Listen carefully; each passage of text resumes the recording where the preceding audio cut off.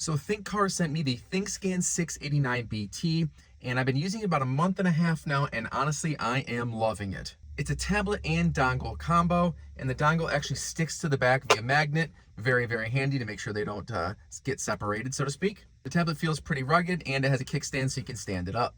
Now, of course, it can do all of the standard things that an OBD scanner can do. It can show you live data from sensors, and it can, of course, read engine codes, but this unit does so much more. One thing I love about this is actuation tests. So for example, I was diagnosing my AC system the other day, and I wanted to actuate the AC compressor clutch manually. So in here, I just go to System Selections, ECM, and then in there it says Actuation Test and Output Control.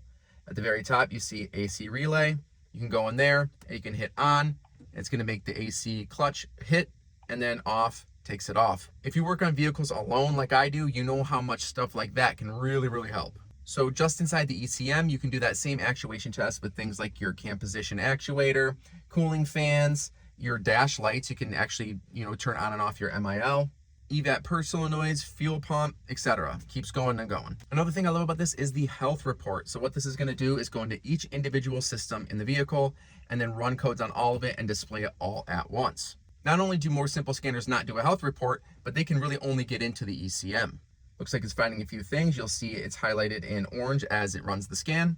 And when it's done, it gives you a nice summary. So you'll see in my car, we have codes for the ECM, PPS, VCIM, and the TPM. The P420, catalyst system low efficiency. Who doesn't have that one? The PPS has some issue. Not really going to deal with that. VCM isn't actually active in this car, and the TPM. Speaking of TPM, you'll see that all these sensors are basically dead. They just don't have any battery left in them. But this will actually help you relearn TPMS sensors or even reset TPMS lights. In addition to all of those actuation tests and the health report, this will also do a lot of maintenance functions, which is really, really cool. So a lot of this is going to be vehicle dependent, but you can do things like reset your air-fuel ratio, air suspension matching. If you have adaptive front lights, you can calibrate those, battery matching, electronic brake matching, all kinds of different stuff. Especially as vehicles get more sophisticated, you don't want to take your car to a dealership to reset the brake pad warning light, for instance. This will do that for you without having to take it to the dealer. Another great feature is the ABS bleeding feature. This helps you bleed the brakes solo and not have to have a friend in here pumping the brake for you.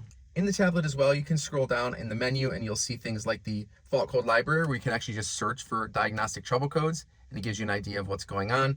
And since it's a tablet, you can connect it to the internet and do full-blown internet searches right from the tablet.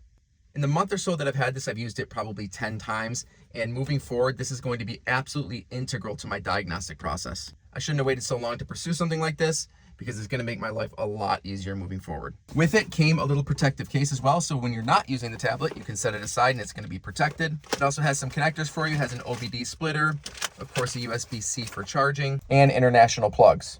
So if you are interested in this scanner, definitely check out the link below where you can pick it up.